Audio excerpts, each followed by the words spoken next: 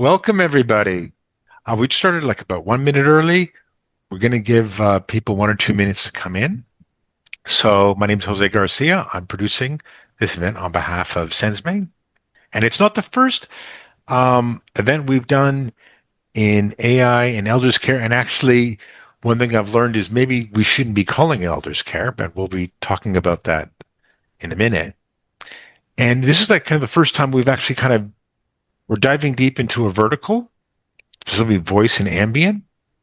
And we're bringing in a lot of people from the other side of the fence, talking with them and learning from them. Because actually, I personally have learned a lot in the past couple of months, and I've been surprised by what I've learned and how advanced. I won't say it's because they've changed. Maybe it's because I've had preconceptions. So we're going to be exploring that. And we're bringing on four speakers, one at a time, to speak. And then we're going to be going to a short panel, and then we're going to an after party. And the after party is on Zoom. So we're going to be sharing the Zoom. I know some people here are on Zoom already. If you're already on Zoom, you're in the right place. If you're in LinkedIn Live, you're welcome. Everybody's welcome. If you're on LinkedIn Live and you want to participate in the after party, you got to hop the fence over to Zoom. And the reason why is we don't have everyone's consent to broadcast them onto LinkedIn Live. And two is that if you're on LinkedIn Live, we can't give you a live microphone and camera. So in the after party, people in the audience who put up their hand, we bring them on stage and they can speak. And we can't do that on LinkedIn Live. We have to be on Zoom. I think that's enough for me. I'm going to bring on our first speaker, Julie Burton. Let's see, bring you on. Oh, you're not Julie. Have I clicked on the wrong person? And there, now I've disappeared. Hello, Julie. Hi. And thank you so much for coming. And Julie's joining us from England, Enfield, England. And I was so surprised when I spoke to you. I learned so much, and I've actually watched all those clips. And actually, this is what I was thinking. Am I surprised because the care sector has changed so much in terms of, I should actually give you a chance to introduce yourself, Julie. I'm jumping the gun here. Hi, I'm Julie. I work with Twin Globe Care, and we've been operating for the last 24 years. And I have a full health and social care background and have been working in the industry for 46 years this year. And I was really surprised by how advanced your domain knowledge and your experience is and your interest in the technology. Is that because the sector as a whole has got more advanced, or is that because I've got preconceptions about what it always was? Yeah, I mean, I think that the sector as a whole is not advanced in the way that it works with technology, and I don't think that it's open to technology.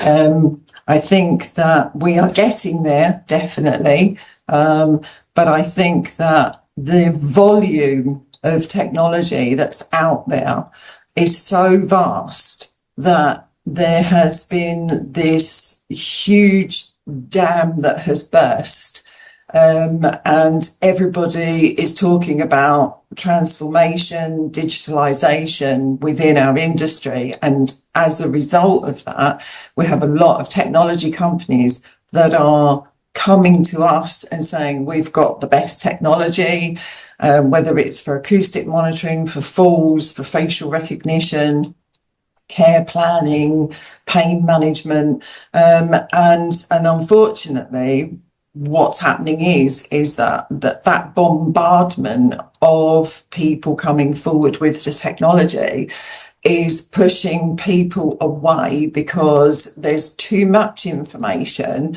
and they can't absorb it all with everything else that they're doing every day. I think that from our point of view, we've embraced technology. We've taken technology to our heart. We have worked with the team that we have here, and we have a very simple method, and that we have confidence over compliance, and we also look at culture over systems. If we look at confidence and culture first, what that's done is that's enabled us to look at who the people are we're actually working with and what their capabilities are and understanding of technology. And then we've gone to the technology companies and we have said, this is the group of people that we work with. This is what we need. It's not for you to come to me and say, you have an all singing, all dancing piece of tech, but you've got no experience of working within our sector.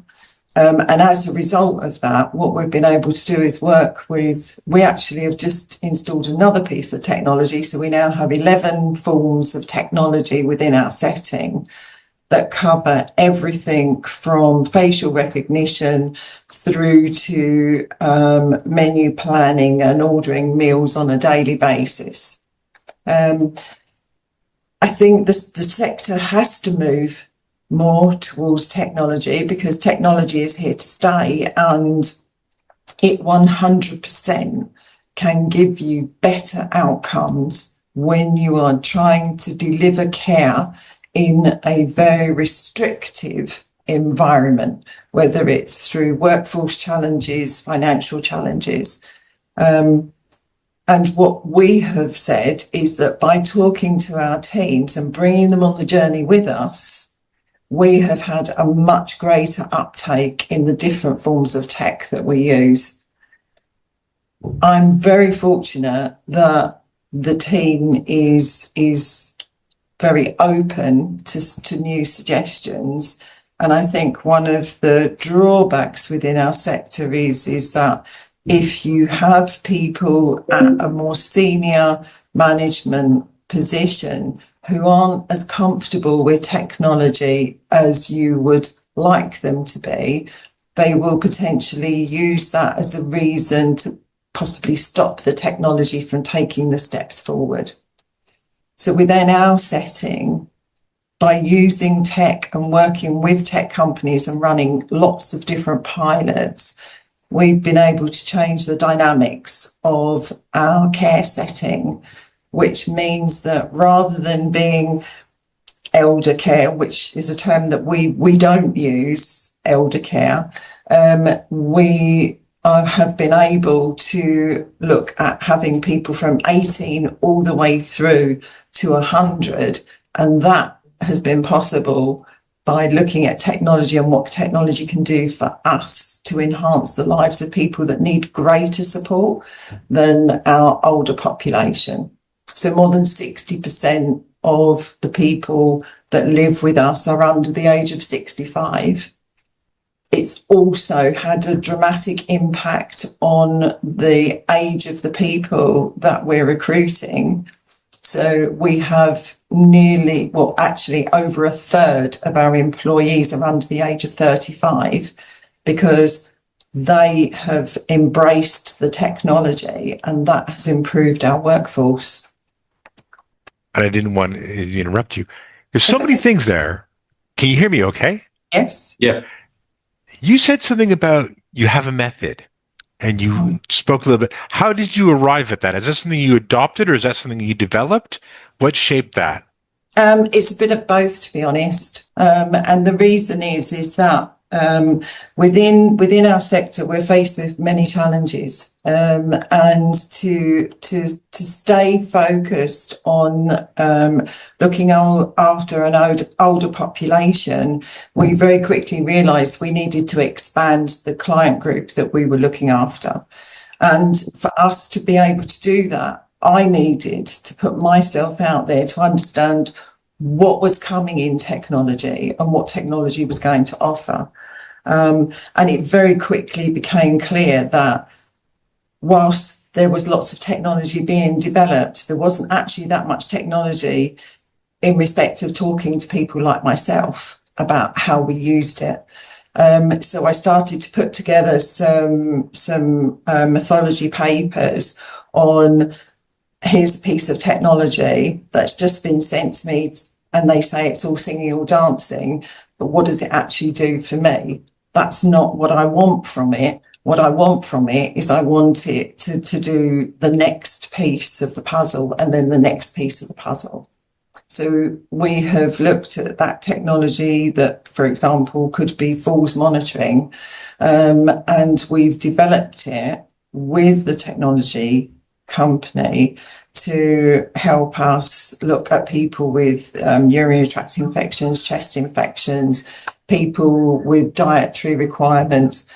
And that piece of tech literally was just for falls monitoring, and it has gone on in leaps and bounds to cover lots and lots of other different things. So the method really started from the fact that there wasn't a piece of technology out there that was going to tick lots of boxes. It was just ticking one box. That was how it was being sold to me. And from a financial point of view, to have 11 pieces of technology, that's a huge commitment from our organisation. So we needed it to do a lot more than what it was doing. Does that make sense? It does. And thinking like an investor. And I want to ask you one more question. Mm-hmm. You said about bringing your team, your staff, along with you on this journey. Mm-hmm. What does that take? Actually, it takes very little, but a lot of listening.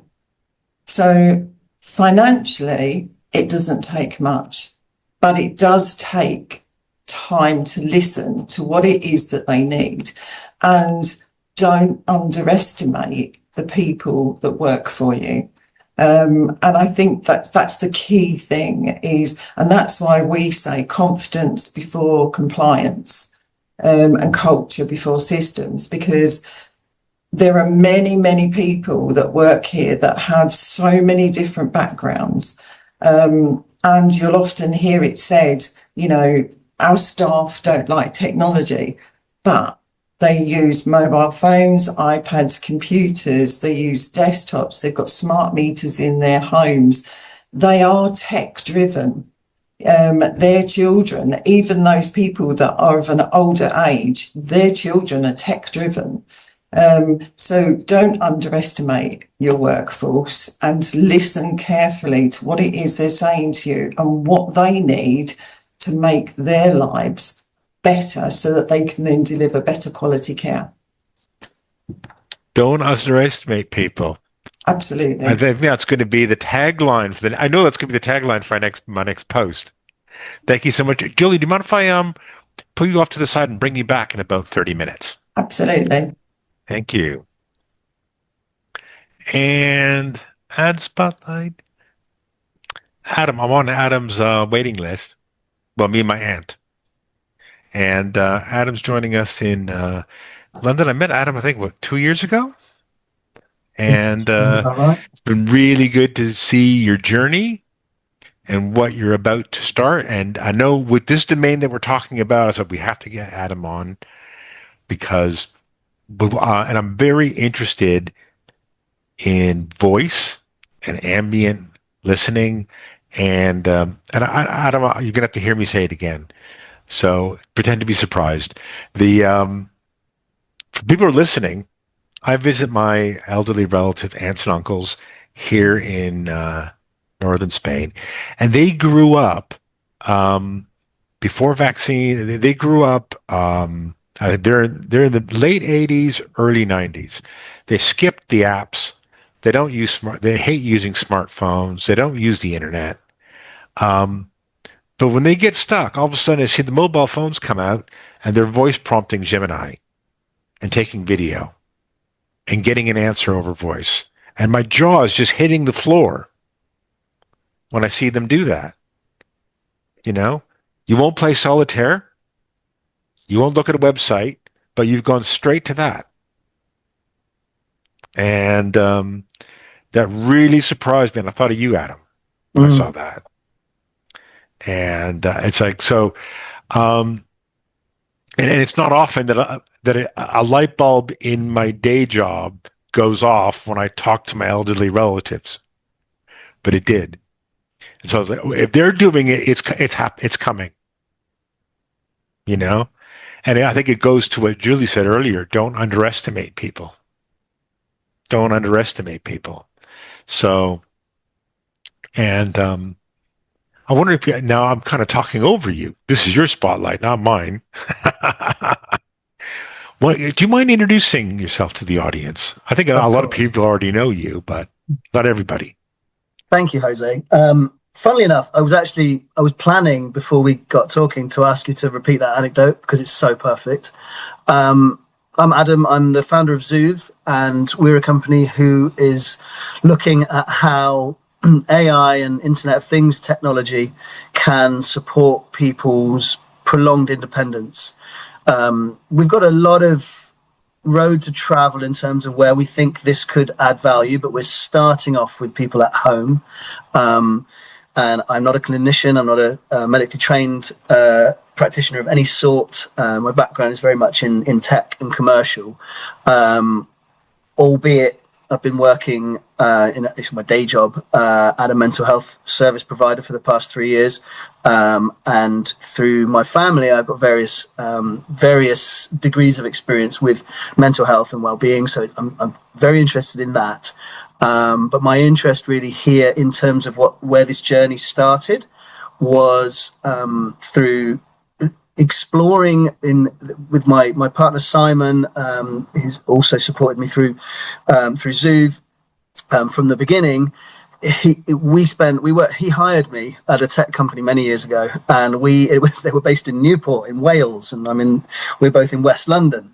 So we spent hours in the car talking about how this emergent technology could work, how it could impact society commercially, in care settings, it was really industry agnostic.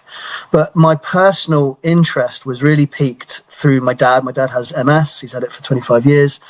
I've really watched that decline, that sort of inexorable decline of MS. He's now permanently wheelchair bound, but he lives at home and he lives independently, and he's proud of his independence. And I look at him and I see drawers full of gadgets that he's tried and he hasn't gelled with them. They haven't worked. They haven't done the thing that he wanted them to do. Apps that he's got all over his phone that he never checks. Subscriptions to things that he never uses. And it really does chime with Jose's anecdote. This new emergent phase of essentially how computers work for us opens up accessibility to a huge number of people. As Julie says, elder care isn't the right term. There are lots of us. I think somebody on the last webinar I was on said the only way to avoid, was it you, Jose? The only way to avoid being disabled at some point in your life is to die a sudden death.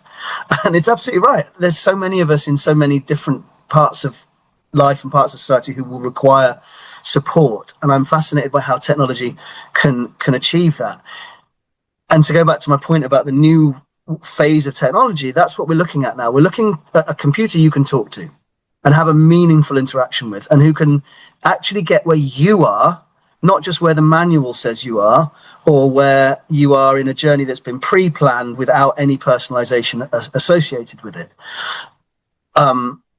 I'm of the opinion that there will be an awful lot of damage done by AI, and we have to be extremely mindful of that. But there will also be a huge amount of good achieved through AI. And I'm, dedicating my energies to building something that can support people like my dad, like my grandparents. Most of us will have seen people, usually with age, but can be a myriad of reasons, decline steadily. And it's that journey from completely independent, no support needed, to living in a residential environment, being supported 24/7 is a long one. It's many years.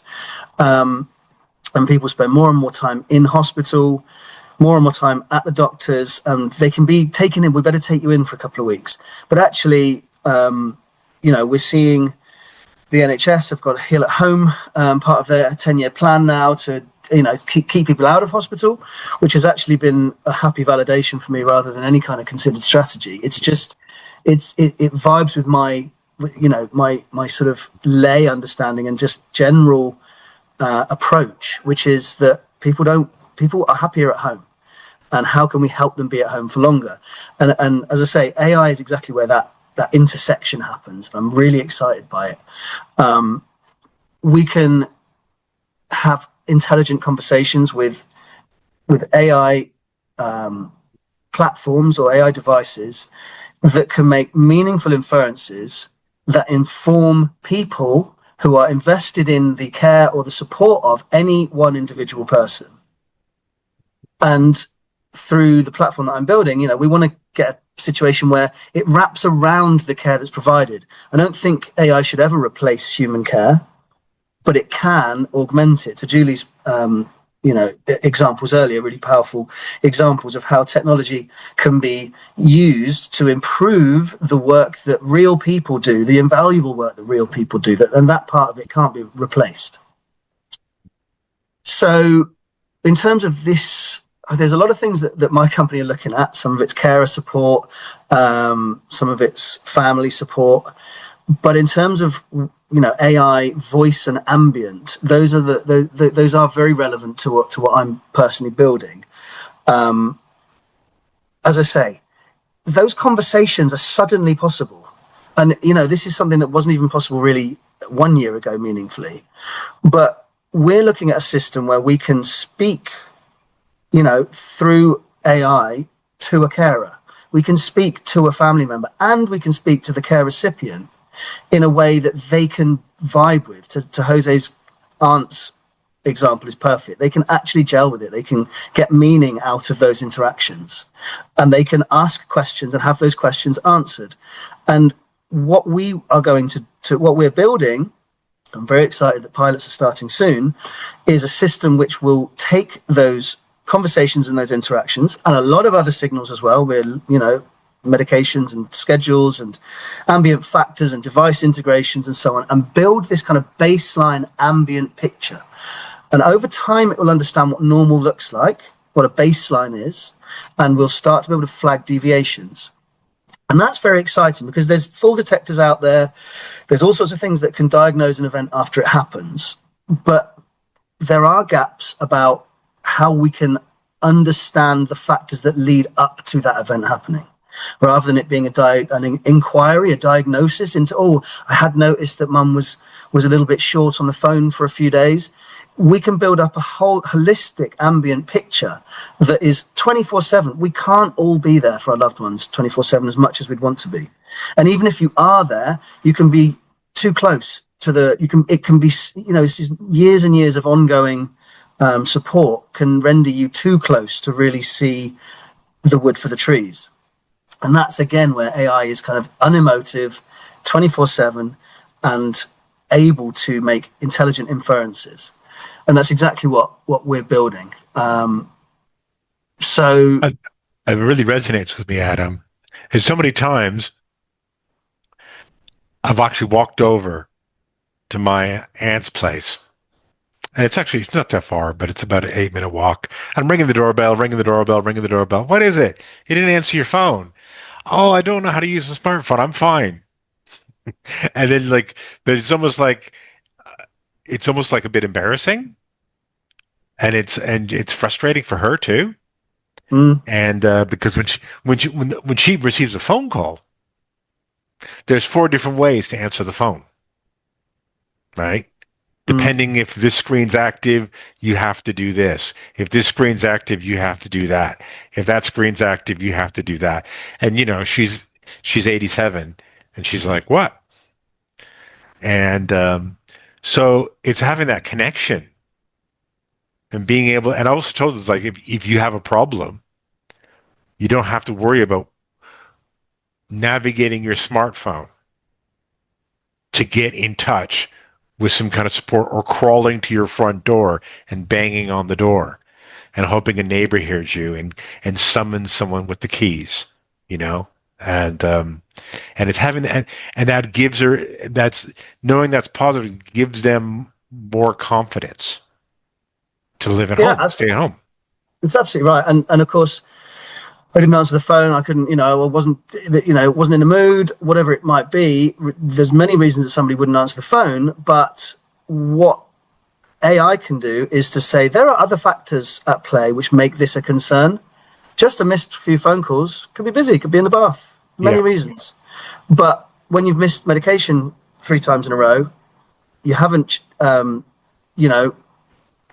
been no well-being check-in. Perhaps the care notes are starting to flag some concerns. You can build up an ambient picture which can fill in those gaps and let you know whether it's likely to be more of a concern or less of a concern. And that's just like one tiny example of how technology can just help us see more deeply into personal circumstances.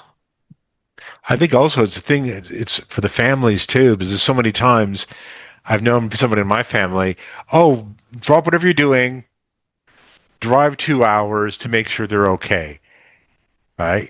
And then they're there, they're fine. Oh, I'm fine. This happened, and so it's very disruptive. Do you mind if I pull you off to the side and bring you back in about 20 minutes? Absolutely. Thank you so much, Adam. Thank you. And now we're going to hear from somebody. Building. We're going to have Alexi Aaron. It's also in England. And hi, thank you for coming, Aaron. And voice and ambient, we've talked about the sector, and Adam's touched on it a bit. What does voice and ambient unlock in care with nursing? I was saying care with nursing now instead of elders care, even though we have it on the banner. And how is it different than, because I think we whenever we talk about voice and ambient, people like me, we're kind of bringing this baggage from healthcare, and that brings in assumptions. How is it different in this sector? How should we be thinking about it differently? So in this sector, one issue is you already pointed out the usage. They have different technologies, and then how they can give inputs, not only from smartphones, like with other gadgets, right? So we had to consider that accessibility factors when we are designing systems. And the main, so we are also in SenzMate, so we are exploring different methods on how we can enable the ambient care. So instead of either somebody physically there, or somebody watching people and taking decision, which might eventually affect their privacy. So how we can enable the ambient care. So the signals are there, so they're 2 years back, we have multiple signals, they might have different gadgets. We can connect different sensors. So like already mentioned, the fall detection or different radars. There are a lot of other devices. However, how we connect them and getting signals from different places and then taking insights from those devices is what we are mostly need to care about. So again, for that factors, initially 1 year back, there are when these new developments on AI came in, the people were worried about privacy concerns, which kind of data it is collecting, and how we mitigate those kind of issues. And so with the new improvements, the latest state is how we bring everything to the edge. So which I mean by edge is in a device or in a system which is sitting in their premises, and which monitor you, talk with you and collect different signals, but without sending anything out, or without giving you fear about the privacy. But it can mine insights, it can take out insights from the signals, not not just send the raw signal out. So I think that kind of system would enable enable the people to give more more care, and then so like Adam mentioned, so it will be a additional help for the carers or the family members or other people to get more insights about their relatives or their people who need care. And I know you go into these facilities and you talk to the staff, and thinking of something that Julie said, don't underestimate the workers or the people who work in these facilities.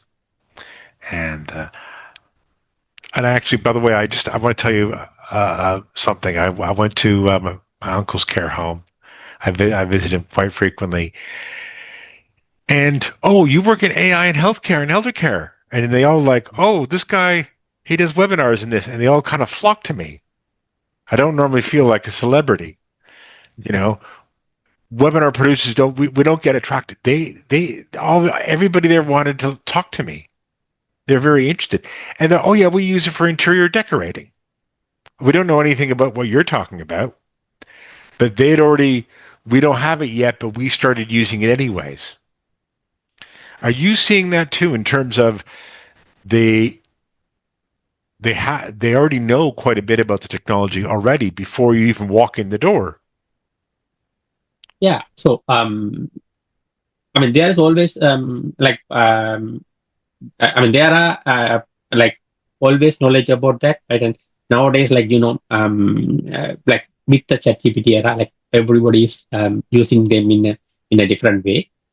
So what we are mainly focusing is how we streamline things, how everything is connected into a single streamlined system. Right? Of course, nowadays, people in different ages, they are aware about different tools, and then they are using them in some different ways, right? But how we can streamline them in a proper way is where we are focusing. It's incredible because I did a webinar last year about unified digital health platforms. And basically what you're talking about is that, but for care with nursing. And in the healthcare sector saying, this is great. It's going to take 5 to 10 years before we actually have it. But you're saying it's people are doing it now in care with nursing. It's coming now. And is it because there's less legacy software? They don't have 6,000 pieces of software running in the background, so the integration's easier? And that's why it's happening sooner? Yeah, and whenever people feel it's making their work easy, or the care staff and other people, when they see that it's making their thing easy and it's easily accessible, right? So the AI become accessible in the last 2 years, right? So after ChatGPT and everything, only people consider that as AI because so it's more accessible and it's available in their browsers and phones and everywhere, right? So they the accessible the easy to access nature of this AI tools is making this wide. Thank you, Aaron. Do you mind if I bring you back in about 12, 13 minutes? Yeah, sure. Thank you. And Jeff, ready or not, here you come. And Jeff is I'm going to give you a chance to introduce yourself in a moment, Jeff. I know some people remember you from a webinar we did on After Party about 4 months ago, I think. And it might have been longer. I was in India, I remember. Oh, was it last year? Okay, sorry. Yeah. Sorry. It was a while ago, and maybe I wanted to ask you about demographics and how these demographic changes, and also I want to ask you to comment. But first, I want to give you a chance to introduce yourself. Fantastic. So, and yeah, delighted to join the call again, Jose. Thank you. Yeah, for 35 years, I've had a very keen interest in demographic trends and social trends and technology trends and a particular interest in the aging of the population. And about 10, 12 years ago, I was able to invited to join the founding team of a business here in Australia. The business is now called Mable, Mable, mable.com.au. What the team built there was a safeguarded online marketplace of care and support workers. We took elements of Airbnb, elements of Uber, elements of eHarmony, no elements of Tinder, and built this marketplace to address one of the biggest challenges in the sector, which of course is the workforce challenges. And yeah, it's certainly for everyone involved, it's a source of great pride, I suppose, that that marketplace has grown to now over 40,000 care and support workers, delivering services essentially as independent business owners, if you like, or independent care and support workers, delivering services on their schedule to persons with a disability or people aging. So the goal, of course, was to use technology as means to address some of those workforce challenges, while delivering better outcomes for both sides of the marketplace. So both the consumer side, those people who needed care and support, and for care and support workers as well. So when we looked at some of the frustrations in the sector, what we essentially saw was a sector where a marketplace where people who received care and support had no choice and no control over that equation, right? If you needed care and support, you called an agency, generally very often in Australia, a faith-based organisation who provides care and support. And because they had a limited workforce themselves, everything operated around a centralized roster and schedule. And so service got delivered on the provider's terms, not on the terms of the person actually receiving care and support. Well, what did that mean? That meant that for the care worker, they were kind of rostered and scheduled to different people's homes. They didn't have continuity as to in their roster or schedule. But importantly, for the person receiving care and support, they had no continuity either. And so in 6 or 8 weeks, they could have 6 or 8 different people come and knock on the door to say, "Here, I'm here to vacuum your lounge, clean your kitchen, or shower you." Now, if the service was as simple as vacuuming someone's lounge, yeah, that's a frustrating experience, because now 6 or 8 times in 6 or 8 weeks, you're telling a different person where the vacuum cleaner is. But if the service is more personal, like showering, that's 6 or 8 different people who, get to see your bits, right? And so, I met with a number of people across Australia aged people, when we were setting this up, who had decided, you know what, I'll just have a shower 2 times a week because I know that it's this person coming. So very, very. So you can summarize the experience, if you like. It was a very mechanical, functional, transactional experience for a lot of people. And what we set out to do was shift the business of care and support from that mechanical, functional, transactional experience to an experience which was more emotional, relational, and personal, which I think everyone would agree, that is where the business of care and support should be.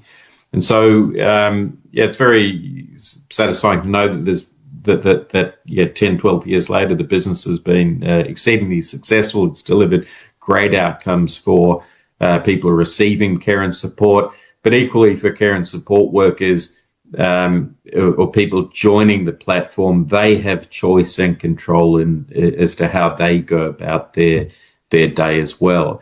For the sector, in exactly the same way as Uber as a technology platform attracted to, let's say, the marketplace of mobility or the marketplace of transport, new people to that marketplace who never before would have considered working as a taxi driver in exactly the same way, but they had a motor vehicle, they had a driver's license, and they were happy to earn additional income in this flexible fashion using technology as an enabler.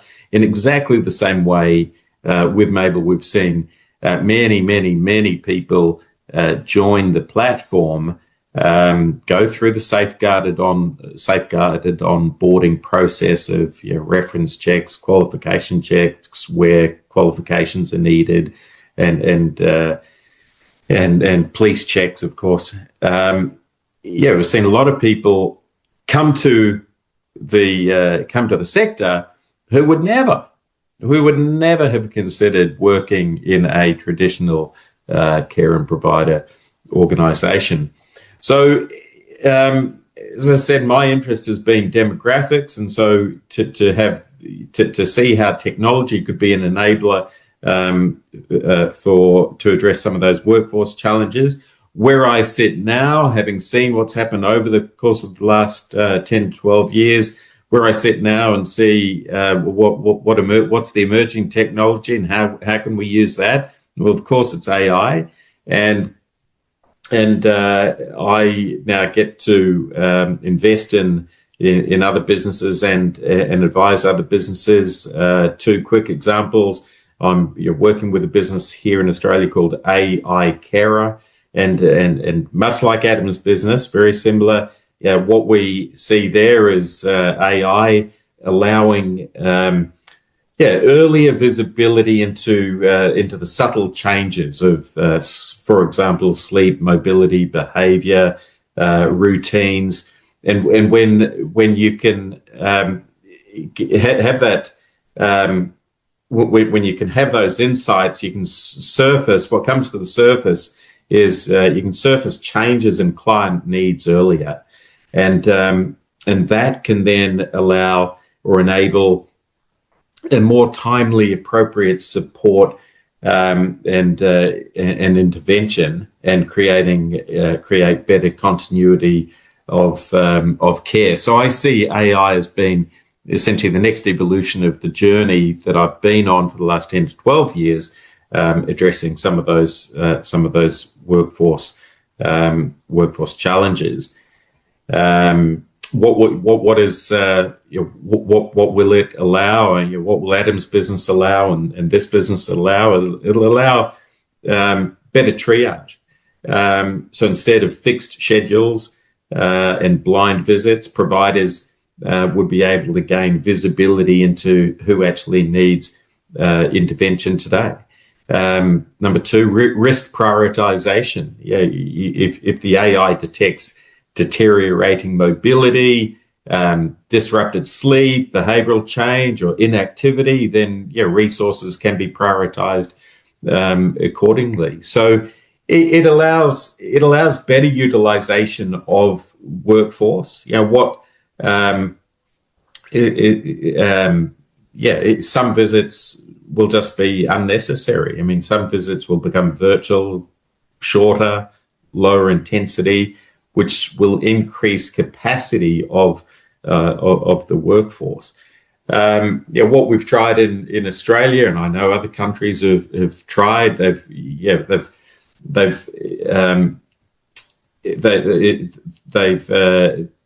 had to kind of pull on the immigration lever to attract more workers to their country to perform care and support. Well, there's just that simply won't be possible. It won't be possible to keep pulling on that lever. And so what I can see, the future that I can see with AI-enabled support is to be able to increase service, but without the linear increase in workforce numbers. So that's AI Care. I'd just like to particularly mention one of the other exciting AI-enabled care businesses that I've invested in and supporting, and certainly you'll hear more about this. It's a business founded by a physical therapist in in Cambridge, Massachusetts, Matt Camilla. Matt founded a business about 4 years ago, completely rethinking the design of a mobility walker.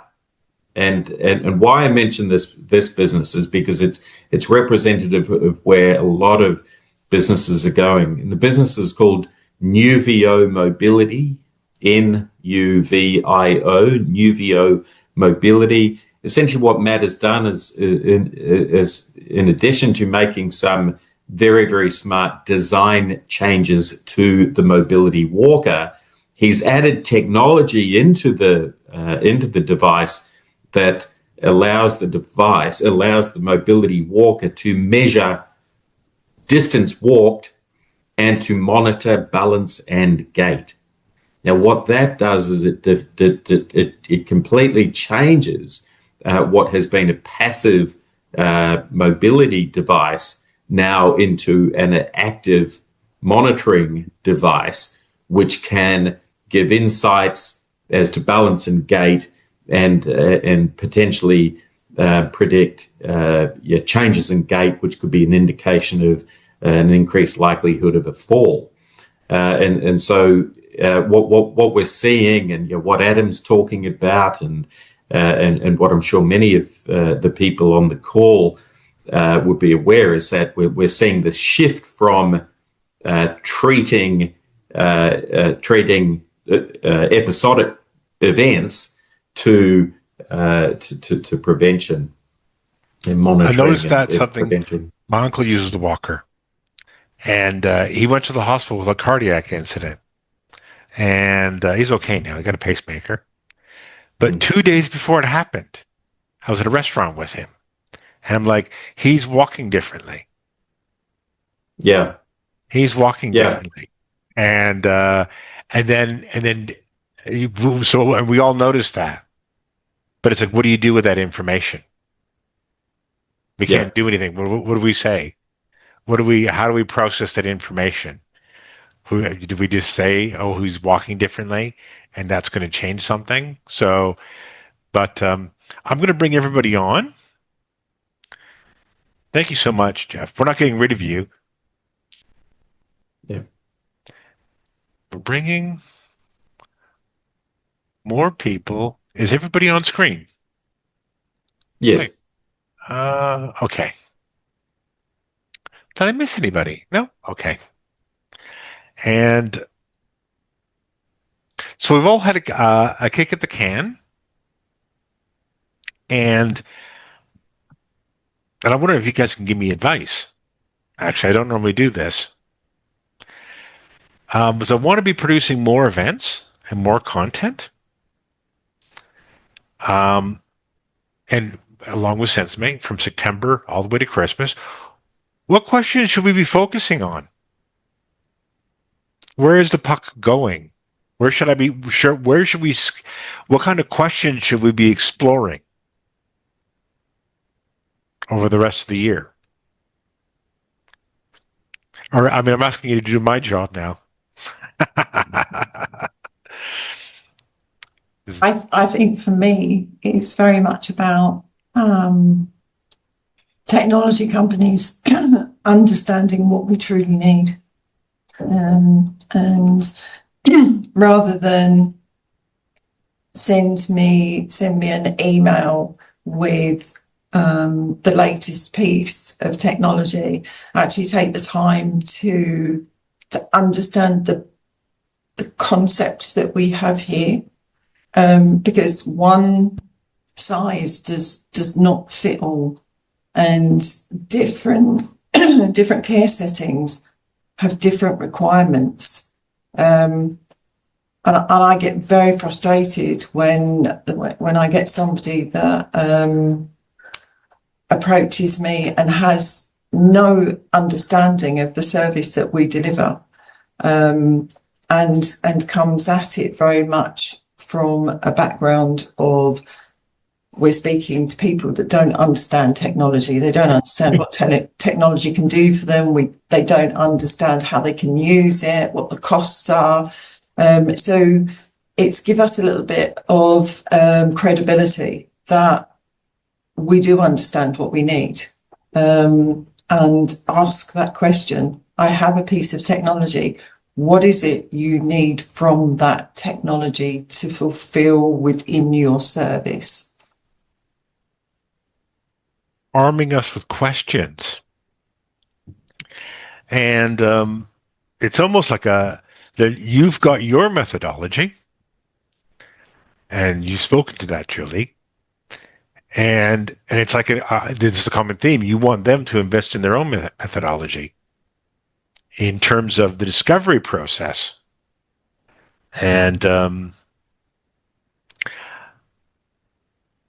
you give me the idea for the next event, and I really appreciate that. So, we have what is now. I'm gonna test a hypothesis with the four of you. Feel free to tell me I'm stupid. That's okay. I can always edit that out, the recording. I think, in particular, the voice layer is on the cusp of being really big in this sector. Is that a flawed assumption on my part? Or is it too soon? Or have I drunk the Kool-Aid? Is there something special about 2026 or the next year and care with nursing and voice? Somebody say something. If I understand the question correctly, I'm not quite sure what the use case you're referring to might look like, but certainly in terms of the technological capabilities. People who are in care using voice as opposed to a screen. When you say using voice, do you mean communicating verbally? Yeah. Okay. Communicating verbally with technology. Voice prompting, I should say. Voice prompting as a point of access. Voice prompting, what kind of thing? To talk to technology instead of touching a screen. Right. Okay. Now I understand. Yeah. Well, I've got a vested interest in hoping the answer is a lot. We're building products to support carers, as well as I'm very fortunate. My cousin, who's also my best friend, is a carer with 36 years experience, and so I have been leaning into her brain hard over the last year or so. She's actually joining the team, which is very exciting. We are looking at how we can help carers do what they already do, but better and cleaner and more efficiently by talking to the computer rather than having to tap everything in. Because the tapping of things in causes a lot of friction. It means things are rushed. The technology available with voice input now is night and day from what it was even last year, let alone 5 years ago. And we are now, for example, we see a carer workforce in the UK that is, I don't know the percentage, but a very large proportion is ESL, which means that they're often communicating in a language that they're not most comfortable in. With what we're building with AI tools, that can be circumvented really effectively, so they can communicate their support notes in the language they're most comfortable in, which can be instantly translated, played back to them into the language that the care provider or the regulatory body, or even just the family members who've got a vested interest in understanding that care provision can understand best. And that is just one example of a huge flip that's just available to us now. Go ahead, Julie. I was going to say that that voice technology has two elements for me. One is there is technology. Adam's quite right. There's technology out there that I've been approached to use, where carers can speak to a care planning system. That care planning system can recognise their voice. It can then record and write notes that can be read by anybody.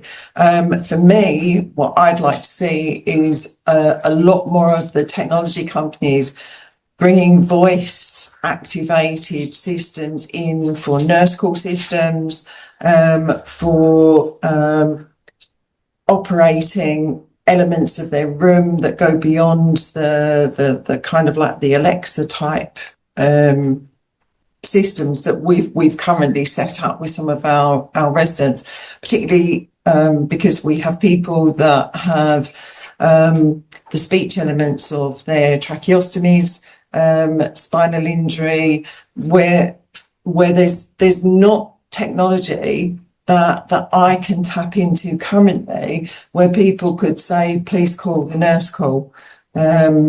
Please, can you order me shepherd's pie for my lunch, etc. I haven't come across that tech yet, and I'm looking for that kind of interaction.